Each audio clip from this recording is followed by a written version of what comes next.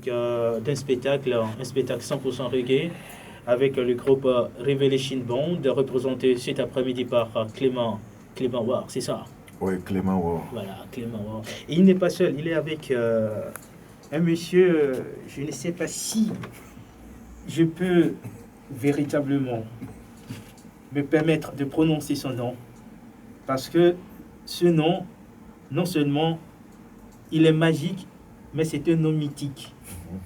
Quand on parle de apartheid North, ça veut dire beaucoup de choses pour ceux qui ont vécu cette époque-là. Mais pour nous, qui sommes de la jeune génération, ça ne dit pas forcément grand-chose. Mais si vous avez une fois écouté un morceau intitulé « À maman », si Anas peut nous programmer cette chanson en attendant, ça peut éveiller ou bien réveiller en vous un sentiment de fierté, un sentiment de patriotisme, parce que ce groupe, Apartheid North, fait partie des premiers groupes qui ont joué reggae, bien sûr. Ok, ça vient, doucement, doucement, doucement. C'est sur la radio qui mouille le maillot. Nous revivons le passé au présent dans Elitis. Sur ce, je dis bonsoir à Majestic Claudius. Yes, bonsoir. Merci. Bonsoir. Ça fait plaisir merci. de vous avoir. Merci. Parce que j'ai entendu parler de votre groupe Apartheid North, mais jamais rencontré un seul membre de ce groupe. Mais aujourd'hui, j'ai la chance de rencontrer Majestic. Oui, c'est un homme magique aussi. Comment vous portez-vous? Ah ben, comme il dit Ras, lui dit on vit à la togolaise, mais moi je dis on vit à l'universel.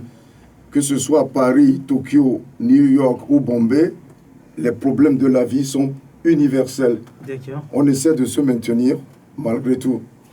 Ok, parlez-nous un peu de votre groupe Apartheid North. Apartheid North, je ne sais pas si je vais pouvoir parler d'Apartheid North en ce laps de temps, parce que c'est une très longue histoire. Ouais. Mais je vais faire quand même assez brièvement.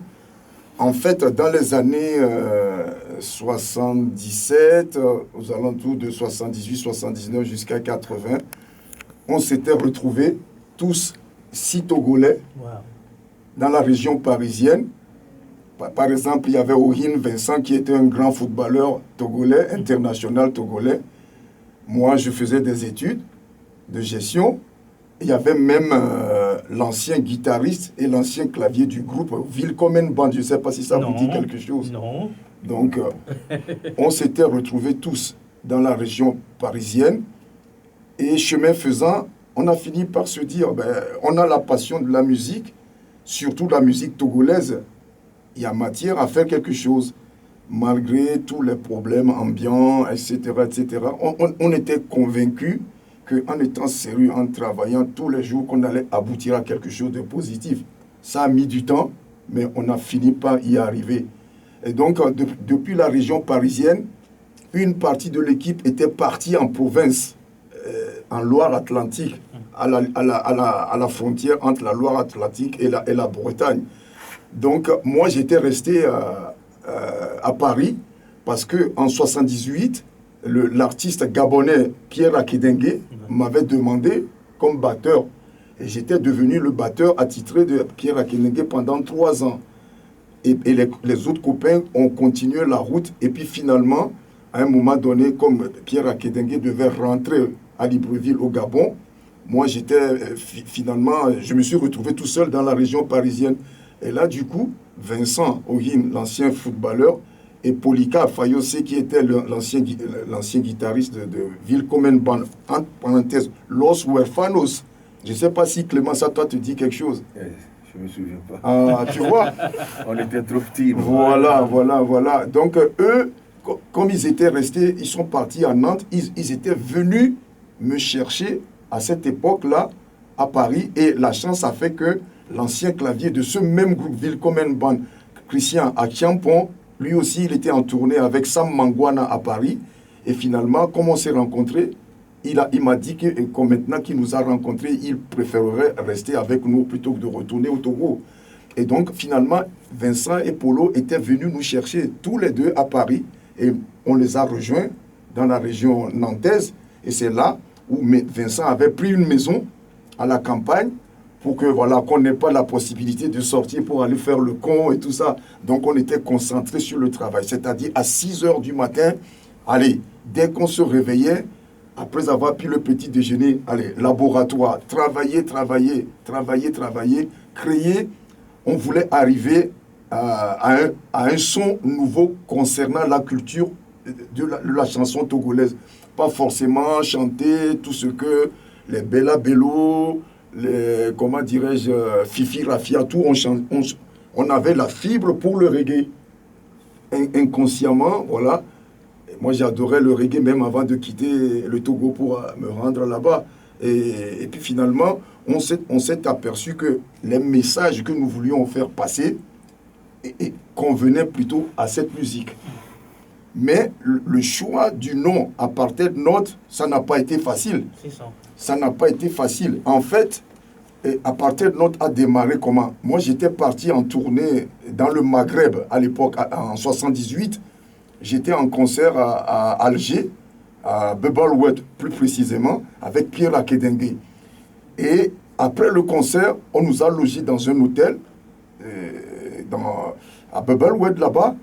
Et c'est là où j'ai croisé, la première fois de ma vie, j'ai croisé un Sud-Africain, noir comme nous tous. Hein. C'est ça. Voilà. Et on a pris l'initiative, on les a invités, ils étaient 3, une femme et 2 gars.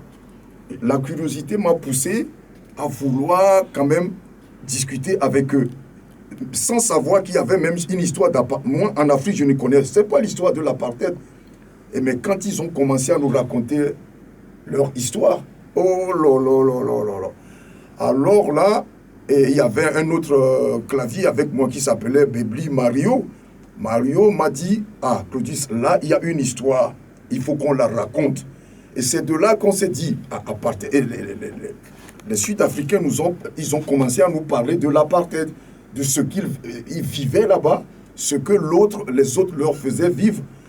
On s'est dit, mais en plus de ça, on n'a jamais été au courant. En étant au Togo, on n'a jamais été au courant de cette histoire. Et donc, comme quoi, il faut véhiculer l'information pour que les gens soient au courant. Et c'est à notre retour de cette tournée dans le Maghreb, on s'est retrouvé à Paris.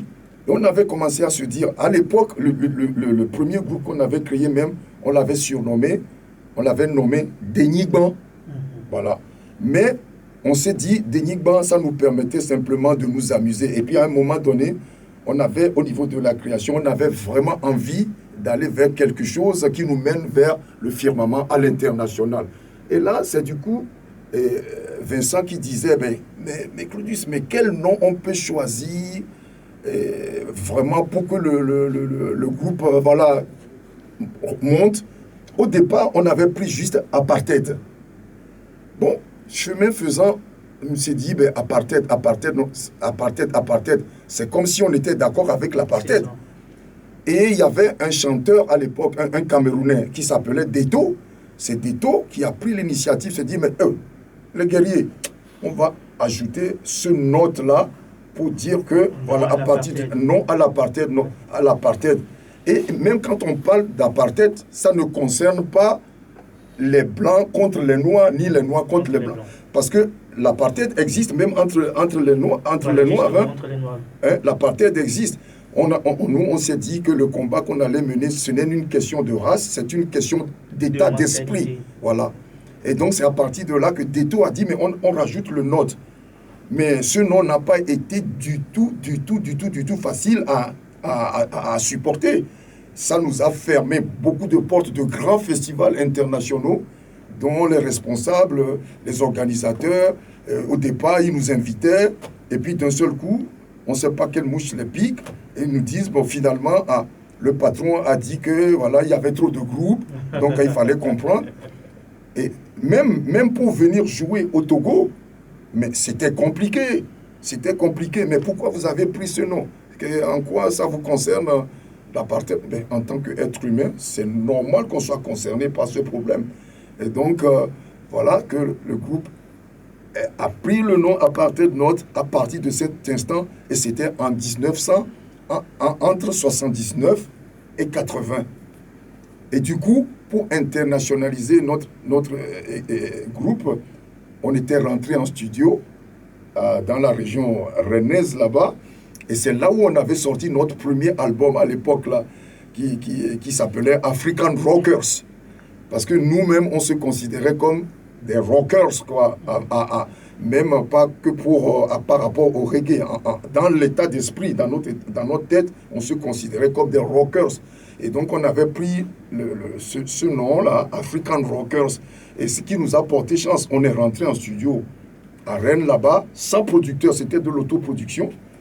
Et en dormant, aujourd'hui j'en rigole, mais à cette époque, même avec une température de moins 15, moins 20 degrés, on dormait dans notre camion, hein, sans chauffage, et manger, on se tapait la cuisine, on avait une gazinière qu'on mettait dans le camion, et on faisait notre popote, tac.